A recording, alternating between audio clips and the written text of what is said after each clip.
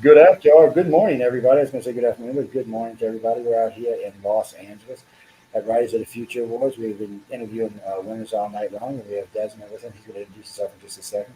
Remember, guys, y'all hear me talk about Riders of the Future a lot.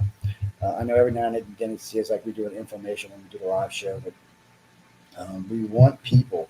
It doesn't matter what age you are. The winners last year were from 16 to 68. The winners this year are 17 to 72. So you can be any age. So if you're old like me and you don't think you can win, that's BS because you can win. And if you're a little young pup that's, oh, I'm too young, nope, you can also win. And believe it or not, there are a lot of first time winners and second time winners out this year, and it's amazing to me. Write a good story. I forgot how many words it is now, 15,000, I think. Up to 15,000, if I remember. 17. Right. Oh, 17? 17,000. And that's when Amelia told me that the first time. I said, "It's a freaking novel. What do you mean? It's not a short story." And she's like, "No, no." I'm like, yeah, it's a novel. But Desmond, go ahead, properly introduce yourself. All right, Joe, man, thanks for having me on. Hey, Radio Land, what's up? This is Desmond Astaire. I wrote Gallows for Volume 38 of Writers of the Future. It was a first place winner for quarter four. That's pretty good. Tell them a little bit about the story. Not a lot, but enough to get them to go buy the book. Sure. So it's a bartender has to determine if his customer is a time traveling tourist that an FBI sting is looking for. Oh, I think I remember that. I hope so. Yeah. Well, because like I said, I was having sleep last time I read it. But what's funny about that? I was on my second read through. I think I was like five stories in or something.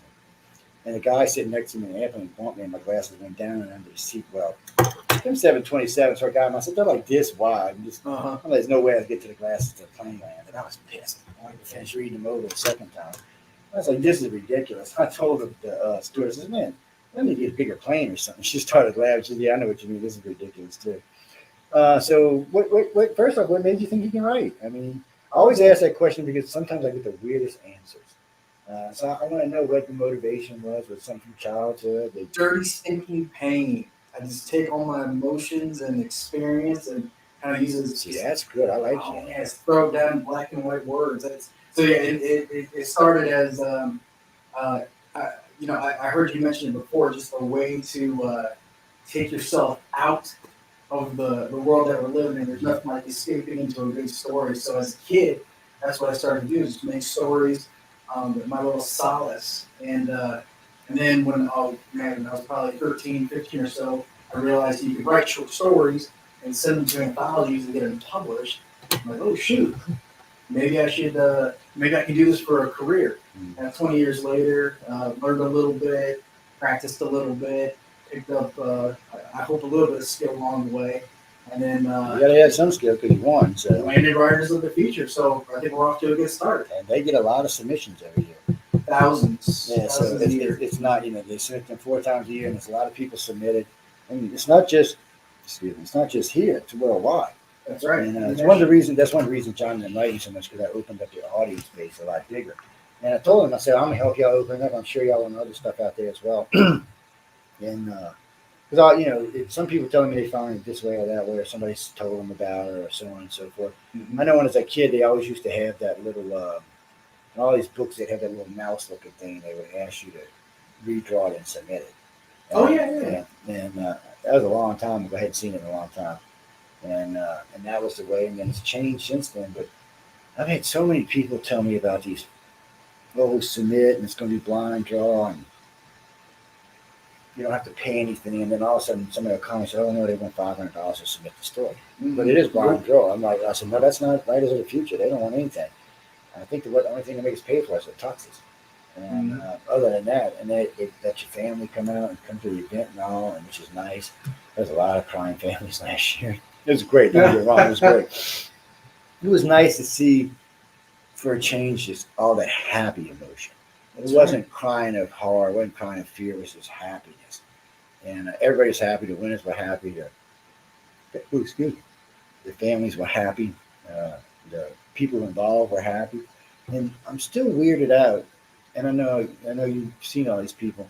Author Services, the group over there is fabulous. Oh my gosh, they're great. And I love them. I just like to go over there and flirt with them, to be honest with you. No, they're just a great bunch, and they just the first time I met them, they were treating me like I'm saying, I'm just a person, right? Nobody's special, and still come Mhm. back this year the same way. Um, Very generous, yes, very kind, very welcoming, like just top notch people. Galaxy Press is the same way. I'd interviewed John 4 or 5 times before I met Emily, and then he started bringing Emily on with him, and we talk and talk and talk. And just recently, they came down to New Orleans. Says, if you walk when you walk in and you see a desk in there, you're going to see a little green plaque there. That's from Ross. That was for Ron Hubbard's last birthday, this past April, or past March. And they came down. We did an interview. I took them out to dinner. We hung out. The bad part is I wanted to bring them to the New Orleans studio, but it was in the middle of being torn down, so that wasn't going to happen. Yeah. Well, one of the guys, we run an office building. One of the third owners decided that he'd been taking over a lot of film. He decided he wanted to take over the whole section of our studio. Mhm. I can't argue with him. It's his building. So he just packed up all his shit. He said, well, John, I think you were using. I said, what do you mean? I said, it's a backup station. I said, the one in Mississippi, when it goes down, the one down here picks up automatically. I said, if anything happens, I got one station. I said, stop. He said, oh, we'll give you this office. I said, you know what? Now don't worry about it. And I said, I'm just going to move it somewhere else. And he got offended. I'm like, well, you're getting offended. I should be the one offended. Yeah, but it's part of the business. People right. grow and growing pains. Semper Gumby, right? So short stories, novels? A little of both. Started with shorts. Started dabbling in the longer novels. Went back to shorts for this in about 2017. I think I did about 6 entries, 4 short stories, and then this was my phase 1 plan for making a professional career. I did not think about what phase 2 would be.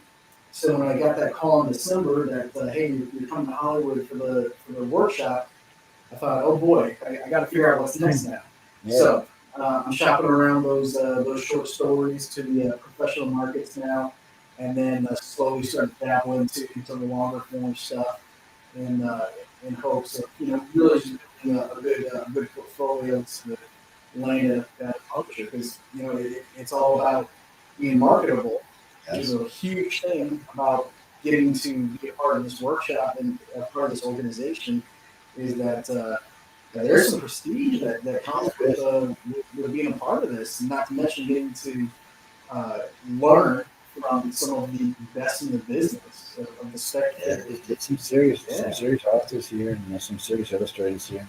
And what's great about it is everybody here is award winning and money making. Yeah, for sure. And they're making good money. It's not like they're playing around. They're making decent money. I was remember, I forget how many books Tim said he had out, 9 or 10 yesterday. I heard him talking about. He just writes good, and it's like when I was talking about the guy from Dune last year. I still was very skeptical about him. Mm-hmm. John was in shock when I told him I'm come looking for him. I was like, Joe, I'm like, hey, yes, up Dune, we're gonna have a problem, man. So when a few sci-fi I can watch anymore, but he did a pretty good job with it. It's a decent movie, but you'll see like at the awards, there'll be a lot of different people there running around. The guy who plays Johnny Depp, excuse me. Yeah, let's have us get out of here. The guy who plays Johnny Depp on Shooting on Jump Street, he was there with his wife last year. They were great. They wouldn't even come out to dinner with us 2 years. They told me to come back this year to go hang out with them a little bit. And what surprised me is how many of these people, and even some of the more famous people, were so approachable. Because usually when you think of Hollywood, you think of snobby, conceited, bodyguards, stay the hell away from you people. Sure. That's not really how it was at the theater. There was a lot of good people there. Wasn't no slapping anybody or nothing like that. No Will Smith, Chris Rock, or anything like that going on. Man, it's this, work with I got a friend who works as a lieutenant down at LAPD. He asked his captain if he could investigate that thing, because when he was there, he said, I couldn't hear the slap in the audience. He said, I could hear it on the video, but I couldn't hear it in the audience. And he said, then when I heard it in the video, it sounded more like slapping, like a sound effect slap, like hitting a piece of steak. So he pulled the clip out and put it in slow motion. And you see it from the straight on shot. It looks like Chris does this and Will's hand does this. Uh-oh. And I'm like, well, that looked good. I said, are you sure before you go get your ass sued? And he's investigated. But at this point, I don't think it really matters. It's just one of the things. But that's a perfect example for writers and people to look at for winners. It's just not the way to act. No. Your wife got offended enough. It's not the way to act. You know, I mean, I'm not letting anybody talk about my wife, and there's a couple of times I would have probably decked somebody if she would have let me, but there was another way to handle that. You know, you could have just said, hey, like you said, Chris, don't get her out of my mouth. He could have just said that, but no. So he hurt himself. Man. That's a good thing though for everybody getting in these fields to know. Keep your hands off everybody. What's going to cost you financially? Because I doubt he's going to see any real big deals anymore. Chris is making money hand over fist now. And Will's not. So. Yeah, eye for an eye. I don't think it really works out. I think the world needs a little bit more kindness in it. You can put. I'm glad we brought that up because when you do Rise of the Future, they do have limitations on what you can submit as like violence and sex codes and stuff like that. Yeah, it would be a PG-13. Yeah, they want a bunch of gore in it. Any zombie stuff coming out, man? You like any zombies? Me? No, not my forte. I'm more of a sci-fi type of guy. Thank God. I don't want to see any more zombies. I'm not a big fan about zombies to start off with, but man, come on. They're just like everywhere. It's like this mermaid thing that's going around. Like, what the hell? There's no stopping people. Find something real right about it. I said mermaids are cool, but I mean, that's not going to make it big series out of it. Stop. There's a lot of art in that way too. I don't know what's up with that. So next album. So yeah, I'm working on a little something right now that deals with a misfits place in a far future world where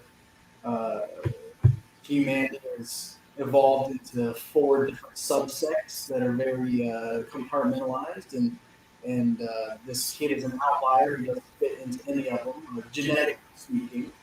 So there's some of that going on. That's good. That can carry truth in today's society. So that's definitely well accepted because you said 4, so you're not limited to anybody. That could be well accepted. I hope so. The character is modeled after a neurodivergent, kid who, whose mind sees the world a little bit different, and these 4 cultures want to try to assimilate him into theirs to try to fix him. And I think the thing will be that some people don't need to be fixed. We're all just special in our own way, and the sooner we get on board with that, maybe the sooner we can see a little bit less conflict in the world. I agree with that. Some people don't need to be fixed. Yeah, it sounds like it's going to be an interesting story. Oh, let's go back to this one. I want you to talk a little bit more about it. 138. Tell me a little bit more about it. The what? Tell me a little bit more about the 130. You talked a little bit about that. Yeah. So this one leans heavily on taking back control of your life. The main character has his future taken from him by actually avoiding death. So he was supposed to die, but interference from the future allows him to live, and he can't handle that. So it becomes part of his vengeance to help the FBI track down time travelers in our time and basically arrest them, prosecute them, put them in the secret camps in Guantanamo, and then figure out from a anti-terrorism perspective, how do we stop the future from interfering with our present so we can gain control over our existence. Time travel, I shouldn't say time, more time travel, anything related to it sounds good. I love some time travel. I do too. There's lots of stories. Matter of fact, in the new Picard, that's what they're doing. I've heard you got to sign up for Paramount. So basically, Uncle Q goes back to the past and does something. Now, he's lost his powers in the past. Oh. And they take some Borg queen from the future, who helps him to get back to the past. It's a little twisty, and they go back to 2024, so it's right around here, and they got to save it because it was a totalitarian world they ended up in the future. Whatever Q did, that's what it turned out to be. Now, they took a little piece from Star Trek, the first Star Trek. So there's an episode where Spock and Kirk are on Earth. They've gone back in time, and they were trying to stop. They were trying to help with this missile being launched into space, and it had to blow up at a certain point. But there was a watcher. There was a guy from another planet. It was a unit that had been taken off and trying to equip it. They used that feature, and this also bring Guinan back as a new person. I heard that they're bringing So, Guinan back. It's a little. Some people have a hard time with it. It's not that the woman. She's a nice looking woman. She seems pretty decent. I think some people are. She's just a different character than the guy we're all used to seeing. Okay. She's a little rougher around the edges. She's not like the guy we've seen in the past, or the guy we've seen in the future. She's disgusted with you, and she's disgusted with the world, and she wants to leave you. Yeah, when Picard shows up, so it's interesting. She was going to go away, and then Picard told her the name, but he wouldn't tell her. So there's an issue there because we know Guy met him way back in Mark Twain's era. Right. So there's a little bit of continuity. Yeah, so now she would recognize Picard, so there's a problem. Mm-hmm. But since it is a twisted, or I don't know what it is, we've got to get in all these sub-universes now, but it makes a lot to keep up with. The universe is splintering. So that is a problem with the franchises. Is the they want to sell more of the franchise, but it splinters more and more. That's something I like about the Marvel movies. Kevin Feige, had a distinct vision, and they plotted it out, and they're keeping it pretty solid. I noticed with that they kept it pretty solid. And they added in some modern era stuff. They even broke some wokeness into it without offending everybody, which is interesting. Mm-hmm. Now this next set that Marvel's doing is going to probably cost them all kind of money. They want to make the girl from first Thor. Yeah. Which I don't understand. Why not take the Queen woman, the Valkyrie, and make her the new Thor? Because you could believe she's Thor. So I believe they're taking that was from the comics. So Yeah, I remember that. Which that's something I appreciate from the storytelling perspective, that they seem to pull a lot of the old storylines from comics of the 70s and 80s, freshen up a little bit, give a little bit different spin so that it translates onto the big screen. But at the same time, you're like, whoa, what's happening to Thor? It's a lot of things going to be interesting. I thought the guys were going to be pissed off, but come to find out, the girls are way more mad about it than the guys. I'm like, well, wait, you know, she said, Thor's hot. This little bitch isn't hot. Thor is hot. I don't want to see her. I want to see Thor. That's why I paid to go to the movie. And I never thought of it. From a guy's point of view, I was thinking, well, but it was funny when she said that, and I've heard quite a few women online now saying, no, they don't want her.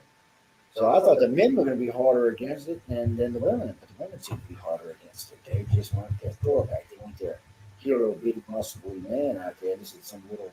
I mean, the girl from the first Thor was just as wimpy as she could be. I mean, she's like 5 foot nothing. Natalie Portman is a small person. Okay, the Hammer's going to like you. I don't even know why the Hammer would like her because she was a little confused in the first Thor. She seemed to be a little whack. I mean, I liked her part, but I still say we got to have female Thor. Let's make it Valkyrie. She's badass. She kicked ass. Great, strong character with I love the traumatic past that they incorporated into Ragnarok and then them teaming up. Oh, Ragnarok is probably my favorite. It might be one of my favorites. The last sets just didn't. I guess the very last one just didn't do it for me. It's almost felt like it was rushed, and then you're killing off too many characters. You're killing off Captain America. You're killing off, killing off Iron Man. And then you're going to replace him with somebody else, and it's just. And then both the new Iron Man and the new Captain America they're going to make black, which is fine. But I mean, you're going to have a hard time selling that. My point to all this is one of the things I always get a lot of calls, and I get a bunch of shit last year about. Why can't we write new characters? I mean, what's the one they did in Africa? Black Panther. That was a great movie. Mm-hmm. They used good characters that were believable characters and not another character. Because making Captain America black is going to be hard because he came out in the 1940s. It's just not would have been something that was going to happen. So it's not a realistic approach. As far as what's his name, Iron Man goes, it doesn't matter. He wears a suit, so you can make anybody in there you want to. Because what's his name's gone now. Tony Stark is gone. So this is just a new Iron Man using the suit. That's fine. That's doable. Captain America's going to be a lot harder to sell. And even Iron Man's going to be hard to sell, but Captain America's going to be. But I still don't understand. Why don't we just write new characters for different people? Like, okay, we want to bring women in the Marvel, fine. Write some new characters. We want to bring back the Marvel, fine. Write some new characters. the problem is I don't think the writers know how to do it. Well, yeah. When's the last time you've really seen a new character in either the DC or the Marvel universe that hasn't come from the past? So I think what they're trying to do is really they're taking 40, 50 years of classic comic stories and pressing it into what, well, maybe 20 years of the films, and and I think the franchise is doing pretty good about staying true to the comic stories, at least in fundamentals. So it might throw off the franchise to, or at least the spirit of the franchise to start throwing in brand new things. But going forward, the comic industry is absolutely in a position to create brand new characters and storylines that reflect Today's world, that's what they today's need to world. do, Yeah. and that's the way they should be done. I mean, I have no problem with new characters. I'd like to see some new characters actually. It's like it was like when the three new Star Wars came out. They were basically remakes of the first three Star Wars. I mean, they weren't exactly, Done better. but they were close. I mean, first we got her on Tatooine. I'm thinking, okay, it It just. wasn't even Tatooine, but we all thought it was at Oh, first. that's true. It was. That's right. It was. It was, yeah. That's true. To your point, yes, it was too close. They should have been a lot more original, but And I liked her, I'm by the another way. one See, for that. that's a new character. She Mhm. did a fantastic job. And as She's a matter of great. fact, all three of them did a fantastic job. Yeah. So we wrote in a new white guy, a new white girl, a new black guy, and they played perfectly. Nobody had any problems with them. It was a good movie. It was good. And I just don't understand why we can't see more of that. Beautiful characters, awful plots. Awful, I agree with that. I don't know where they came up with them plots. And somebody was bitching the other day about how Luke died. I said, well, no, well, he died with horrible. I mean, he died saving, saving. And we had the right layout because she had died. They didn't have a choice. She had to go. It wasn't like there was anything else they could do about it. And but now we're sitting in a universe without any of it. So how do you bring a Jedi forward? Big Jedi is basically, oh well, it's not true because that Mandalorian. I apologize. I forgot about Luke. So I guess they can't bring in. I forgot the other girl's name with the weird things coming out. And I go back and forth on that. Yeah. And the whole next phase, they're talking about doing like another set of trilogies that is not revolving around the Skywalker saga. You know, it's like, whew, you're rolling the dice on that, but I mean, they're I don't see why they don't bring like they don't go to one of these planets and find like this long lost child.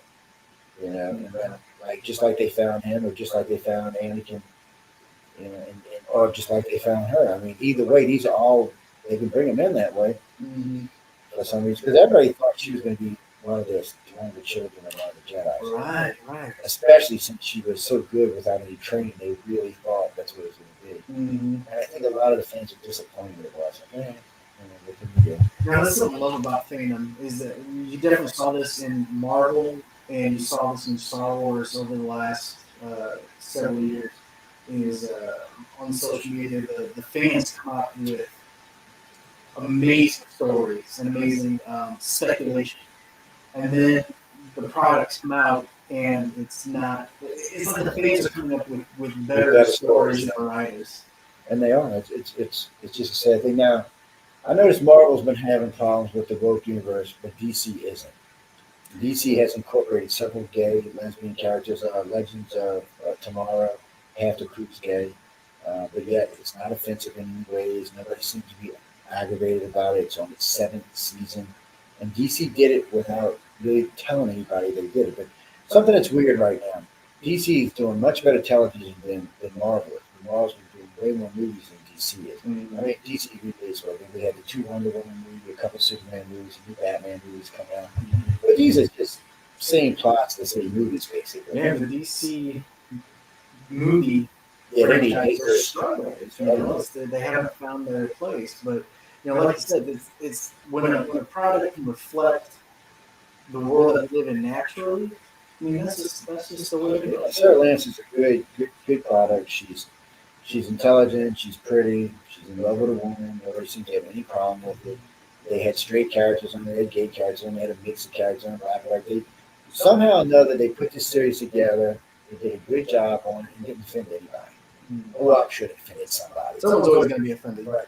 But for the most part, there wasn't any problems as far as anybody's society was. And I think they've got 17, 18 TV series. They're just killing them off on television. And I think that's why there's not as worried about their movies because they've got so many successful TV series. And then Star Wars is coming out, Disney's coming out, and also putting screws on MC with Mandalorian, Boba Fett, a couple other ones that are coming out. They got what's the new one coming out? I forgot now. It's what is it? Right out of my head. But it's just another line the Star Wars train. And those are all going to do well, but those are TV series, those aren't movies. And I think some of these bigger companies are realizing they can make as much money off the TV as they can off the movies. Or paid for, I should say. Yeah, I mean, between Paramount, between Disney, they're investing heavily in the shows. And I think that's because you can serialize them, you can crank them out with speed and longevity in a way where feature films are kind of similar. You can't necessarily get the same bang for your buck, especially in the post-COVID world where you're not getting those $200 million releases. That's true. It was funny because Disney just got their ass in a lot of trouble in Florida. And I don't know how they're going to get out of it. They're pulling Disney. Disney had the right to govern itself. The governor suspended it. And all because the CEO has a transvestite son and I guess a gay son. And she wanted to make half the characters there in that standard. And Florida said, no, shut down. And I don't even know why.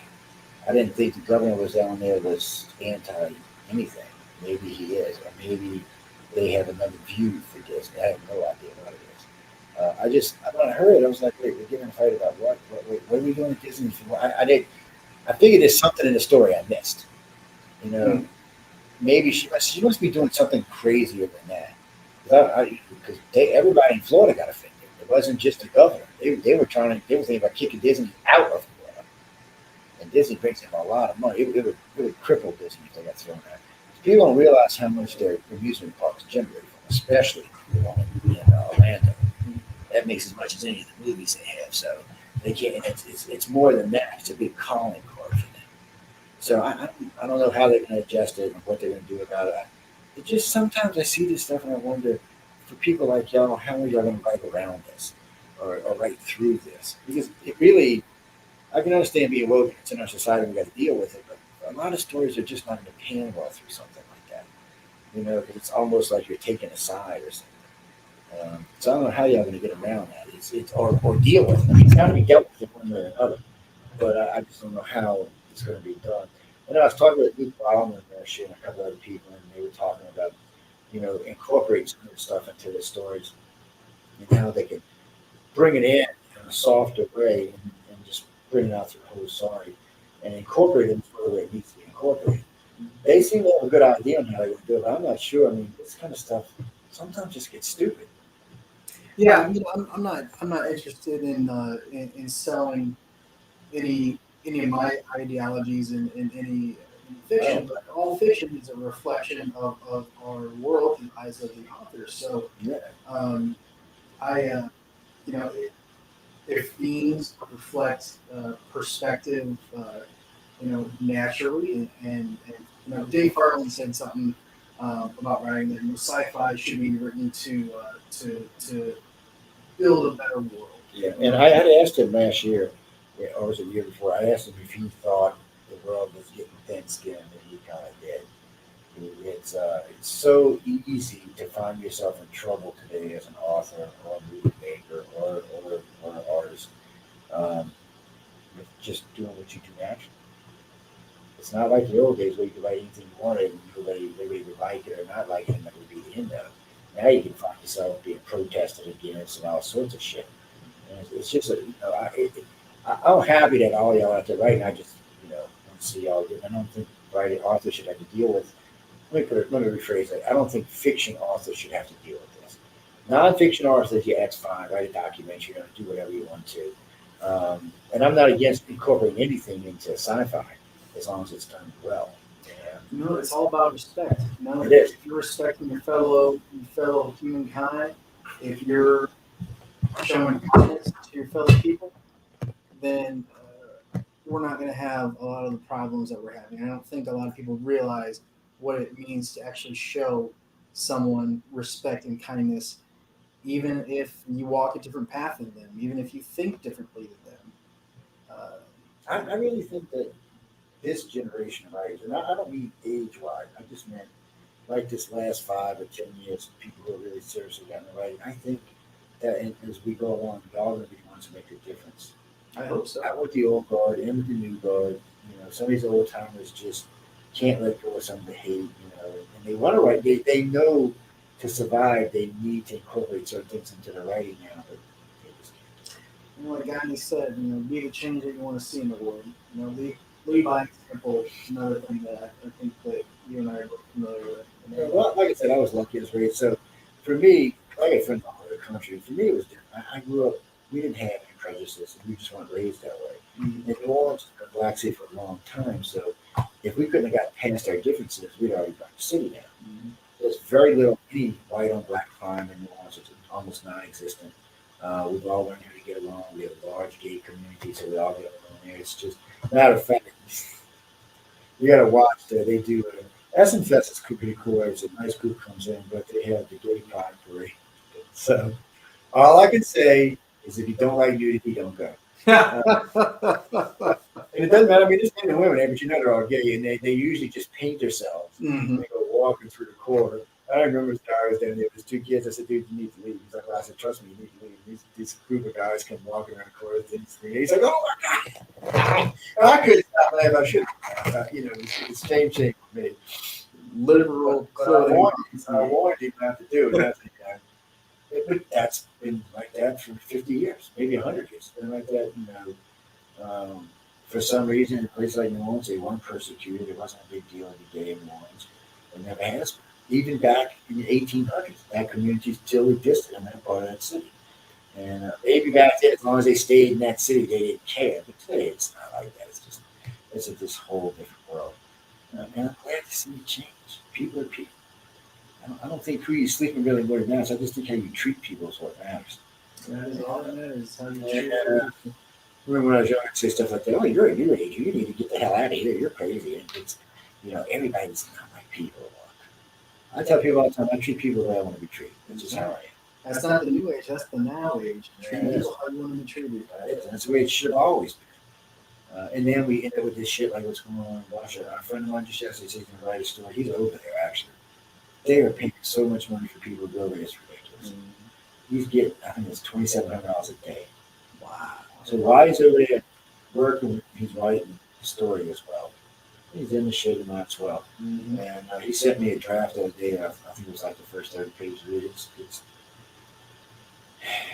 It's sci-fi because it's not the war in its true form, but it's still the gruesomeness of the war itself. Somehow he managed to capture the essence without actually including the war. I'm not sure how he did it, but he did a good job. And I enjoyed reading. I'm sure it's going to do well for him. And if he don't get his ass killed. So that's. I told him. He said, "Kids, I'm gonna keep sending you drafts until I'm done with it. And that way they get killed and each of them the novel." He said, "Just change the name, Joe. Put your name." I said, "That ain't never gonna happen." Because I made sure you get credit for it. But he's just over there. But so you good? You seem to have a good grasp on where you're going. I like the idea that you're writing from inside. A lot of writers won't admit about writing from pain or from essence of things that they've dealt with through life. A lot of them won't do it. And even though I can see it because I'm really good with people, they still won't admit it. And I don't know why. Somebody asked me one time, he said, "I've seen you get angry and ready and do this." I said, "Because I live for myself." I said, "Anything you see me do is part of me." I said, "It's who I am." I said, I treat people the way I want to be treated. I said, and then if somebody treats me bad, I'll treat them bad. I have no qualms with that. I said, but I really want to see the world change. And it has. Since I was born, it's changed quite a bit. Mm-hmm. And my grandma used to tell me the same thing. The world changed quite a bit, and it's going to change quite a bit more.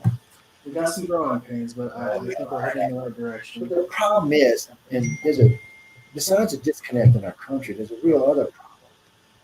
America and Europe don't seem to be able to drag the rest of the world with them. And that's going to be a real big problem. Russia being gay, you get killed. China being gay, you get killed. India being gay, you get killed. I mean, there's still over 100 countries where you can be in prison or put to death. And that has no signs of changing. There's still slavery around the world. I just, Well, look at what's happened in the last 10 years. You know, the Arab Spring, the protests in Russia. We may not have direct democracy happening by regime change right now, but we're having influence. we are, but we're not. The problem really is we do have influence, but we're not standing behind the influence. So, like when we knew the Saudi guy did what he did, we bitched about it, but we said the same thing with the Ukrainian war.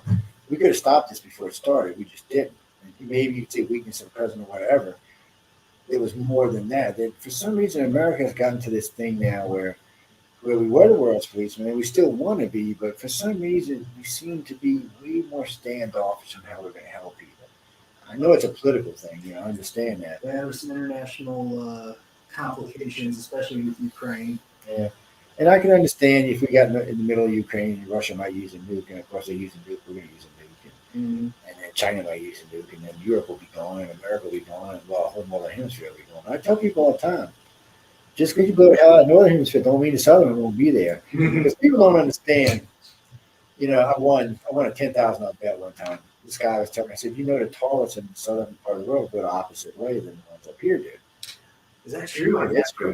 Yeah, it is true. Oh. And it's because if you look at the world, if you can watch it in the weather, the top spins this way, the bottom spins this way.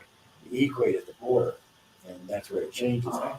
So the only way the radiation is going to really get down through is through the convection currents running up and down the coastlines of the ocean, which we have to have. And but it'll be diluted by the time we get to South America now. So that part of the world can survive quite easily. The rest of us, on the other hand, will be toast. And like Xi Jinping said, he said, well, we can't ever. Was at a conference speaking in China a while back, and he was being asked about nuclear America. He said, we can't nuke America. He said, why? We're scared. He said, no. He said, nuclear America is the same as nuking us. We share the trade laws. He said, we nuke them, we're nuking ourselves. And it's true. Mutually assured destruction. It's because it's like people forgot all the years we had all the red dust from China blowing all around our country. Well, if that were the radioactive dust, guess what? Oh, yeah. So we share the same exact thing. Europe is a little below, Russia's a little above, but us and China are right in line with each other. So it's almost like we live on the same planet or something. Yes, it's true. But that's what Xi Jinping got nervous about. If Russia was to nuke us, it's like nuking China. And so China, he's been a little standoffish about it. But see, that's going to make a good book for you in the future. Unless we get booked, but it's still make a good book then too. Might not get published right away. Maybe in stone for future generations to discover. That's Willie Loose the other day talking about. Oh, all the Russians are really reptilians. I'm like, okay, it works for me. Put it in the book. Make a novel out of it. I said, I could buy it, make a novel. He said, yeah, you didn't see that stuff on the side of Putin's face. I was like, whatever. I said, put it in the book. Put it in the book. Websites? Yeah, we got DEsmondAstaire.com. And same for the socials. I got Twitter and Instagram. Desmond Astaire. I'd love to connect with any readers and other writers and anyone who's got good vibes, man. Christopher just wrote in. What you wrote, Christopher? Oh, he said you seem to have a better command of the writers and the other ones tonight. Ooh, okay, well. Thank you. Christopher, don't start no shit, Christopher. You don't start no shit, they won't be no shit. No, for some reason he just says that, because we touched topics that we didn't touch with the other one. He can handle a topic. I learned a long time ago, like the topics we were just talking about, there was only 3 posts that I talked about with that last year. We said only 3. And I put them on the spot hardcore. I didn't need to, but I kind of need to. I put them on the spot hardcore. So what would you do with this? How are you going to deal with this? And I put it in a point where it made me sound like I was trying to push him or being a little racist or whatever. So they came out and they said exactly what I said. And Luke started laughing. He said, you set me up, didn't you? I said, yes, I did. He said, God, you told me you were good. But I didn't believe you. And the other two were like, and they realized they had been played. He was like, but Joe, I thought you were just being a hypocrite or racist. I said, if you listen to me, I'm not. That's not who I am. And I said, you can just judge me by my family. No, I'm not that. And I mean, my nephew is as gay as can be. He's a multi-billionaire. He's a billionaire, but still. And he grew up. He was gay his whole life. I don't know if he's gay his whole life. From say 17, he wasn't. And but if you met him on the street, you would know. He's not like plain or anything like that. He's well dressed, well man, well educated. And when you talk to him, he just sounds like a best. And then his husband will walk up on him. It's also educated. Well, I guess no hug and kiss. I'm like, oh my God, come on, y'all, get out of here. But I would do that if it's a wife and a husband. Yeah, I mean, come on, get out of my face. I don't want to see that shit. I gotta do something and stuff. But, he's one of them guys that just seems to. He wants to be. He's trying to show people that they're just people.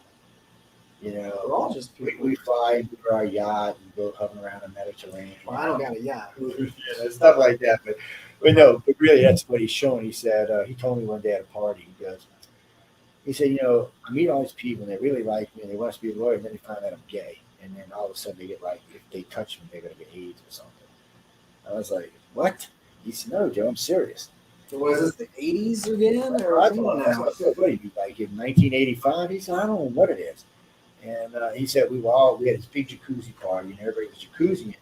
And someone found out that him and his husband were there, and they were gay. The whole jacuzzi cleared out. I'm like, what the? And so now he picks his friends a little bit different. To each their own. If if you're homophobe, you just need to stay away. I would think by 2022 we'd be past that, but I could be wrong. That's the only thing I think that I've been disappointed about the world is it seems the progression has been much slower than I thought it should be. Not just in what we're talking about now of space travel. I want my flying car. I'm supposed to have a flying car in 2020. I still haven't a damn flying car. I don't have my jets in the house. What the hell's going on here? Yeah, when you look at the predictions of the J curve of where technology is going, we should have a legit artificial intelligence by 2045. So I think we're at the point where you're absolutely right. It feels like things are slowing down for us. Then when you look at we went from the Industrial Revolution to landing on the moon in 60, 80 years, something like that. Yeah, and that's true. And dealing with NASA, because there are a lot of friends with NASA too. So it took NASA 10 years to develop the shuttle program, which we had 2 of them blow up. It took Elon Musk 5 years to develop the one going to Mars. Right. And he didn't do cheaper, faster, better. He spent the money and did it right. Mm-hmm. So, when I used to host Wake Up USA, I used to tell people all the time, if you really want to see the space race, if you really want to see us get into space, privatize it. Yeah. And it's we're crazy, Joe. Nobody's going to spend that kind of money. Nobody has that kind of money. Well, back then they did. Today they do. Mm-hmm. Jeff Bezos has his own space program. Elon has a space program. But McAfee has their own space program. It's McAfee's one of them. They got the little plane thing that shoots up there. And Elon was smart bringing in 4 people into space. I know Jeff used Kirk, which was cool, but it was a little late. It was a little too late, is what it was. The 4 that went up in Elon's craft were good. They played out real well, and they actually went into space, whereas Captain Kirk just went up and came down. Uh-huh. But Kirk was thrilled out of his mind. I said he didn't name it Star Trek or Enterprise. What the hell's wrong with you dudes? Should be Enterprise thing. It's right, copyrighted. No, it can't be because it was a aircraft carrier, so it can't be copyrighted. So anybody can use it. I didn't think about that. Paramount can't copyright Enterprise because it belongs to the Navy. That's right. That's where. So I don't think you can copyright that. Plus, there's all this stuff. Enterprise this, Enterprise that. Like business class stuff's always been named Enterprise. Uh-huh. Well, the HMS Enterprise. Yes. That's true too. Yeah. That's true too. So there's a long history of them. There's gonna be another long. These ships are going along for a long time to come. But Elon impresses me, and Bezos. They're powerhouses. We'll see it. We'll see Mars within 5, maybe 10, depending on which one it is. Elon wants to be there in 5 years, so we'll say 8. NASA's launching their new moonshot. I think it's tomorrow. They're launching the ship. The time to go check it out. They're launching it tomorrow. Wow. So they're planning to go back in the moon by 2026. Elon wants to be launching his Mars ships by 2026. The ones that are bringing product in and dropping it off. He wants them to be there. So the way Elon's looking at it, he wants everything to be there for his colony by 2028, and he wants to be there by 2036. And he looks like he's going to pull it off. Yeah. Crazy time we're living. I imagine they were probably thinking the same thing in the 60s, but how cool is that 1969 you had to have competition between 2 governmental superpowers to Yeah, get to the moon, and now we have, like you said, private industries that are like, yeah, we'll do this in 5 years. Incredible. It's the way to go. It is the way. I know I'm keeping, so I got to let you get out of here. One more time with the website.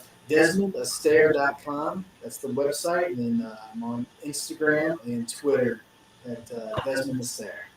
Yeah, now some of these rookies are learning website, social media. Website. Anyway, guys, I appreciate it. We're going to get out of here. It is the wee hours, and it's 2 a.m. here out in LA. So I know anybody out on the West Coast is probably just getting up because it's 5 a.m. Y'all go back and listen to it. For all our friends in Europe, I know it is probably around lunchtime now. For our friends in Australia, it is actually Thursday. I think Thursday, like 3 or 4 o'clock in the morning. So, hey, all y'all living in Queensland, all my Aussie friends over there, and all you little weird aliens that live over there, good morning.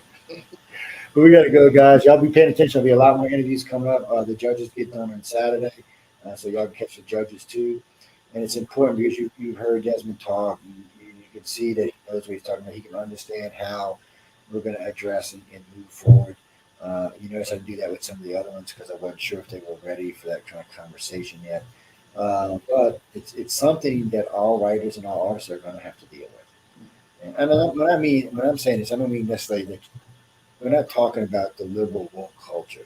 We're talking about the progression of the human race, which is a different thing. We all have to learn to live together, or we'll all be extinct. And let me make y'all understand this before I go. We're not killing the planet.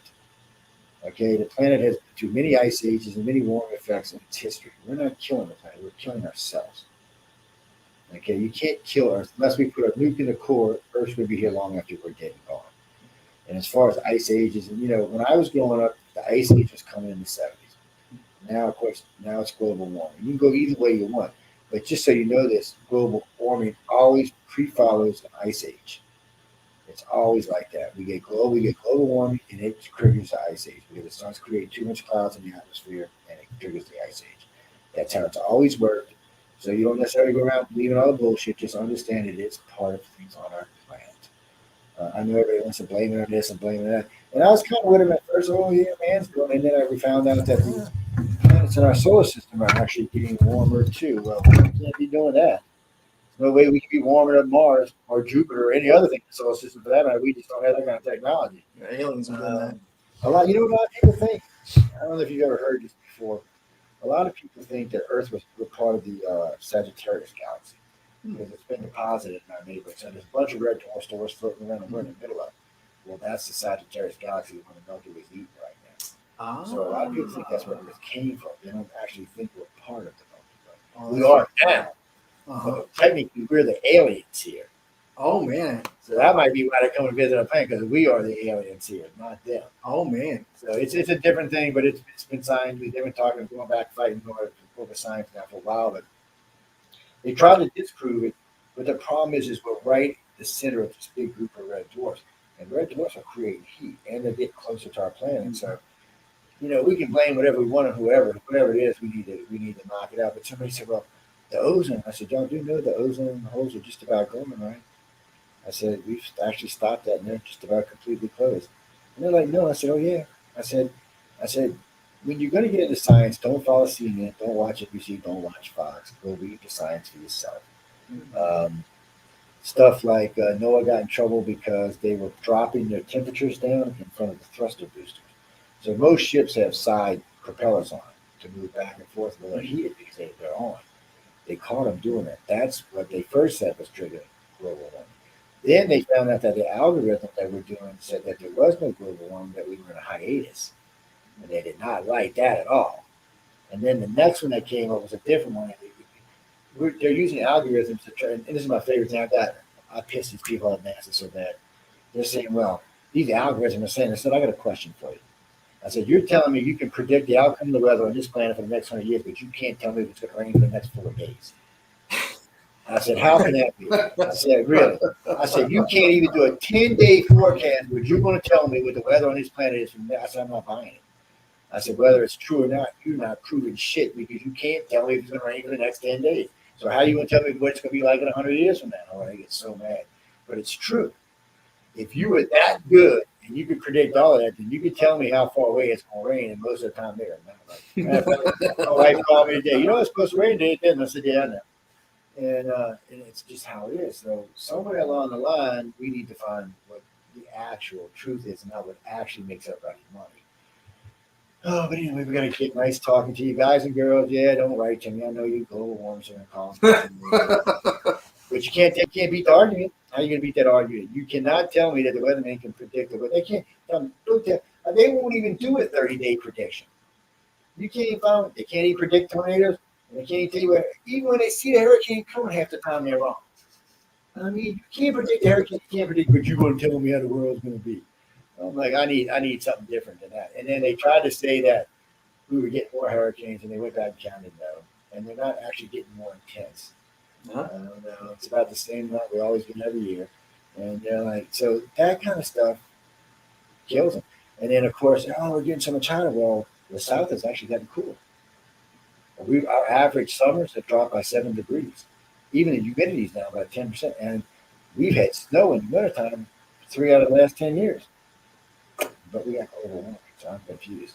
So actually, it must be global warming in the north and global cooling in the south. I don't know, man. But it's crazy. And I love to fight about it because it's so much fun to argue about. But again, guys and girls, don't write to me. Write to Michelle DeRoche if it's hate mail, especially Michelle loves to get y'all's hate mail about me. Write to her. Remember, she's not nice when you piss her off. So, right, so Michelle, you always have to write to you because you'll take care of it. She will tear your asses up. Anyway, good night. Y'all stay tuned for tomorrow. We have all the live shows on what is on tomorrow. It is Wednesday, so we'll be let's see, there'll be UFO on the cover, the Outer Realm, the Gray Zone, and Spaced Out Radio. So y'all enjoy. Spaced Out Radio is on actually right now. It's Scott. He's in where's he at? Vancouver, Canada. Sorry, guys. He's another cook. I got a lot of cooks on the station for some reason. But go check him out. He's Spaced Out Radio for another hour. We'll see what he's up to talking about today. And if you're resting, go to bed, get some rest, and I'll see all y'all tomorrow. Good night. See you then.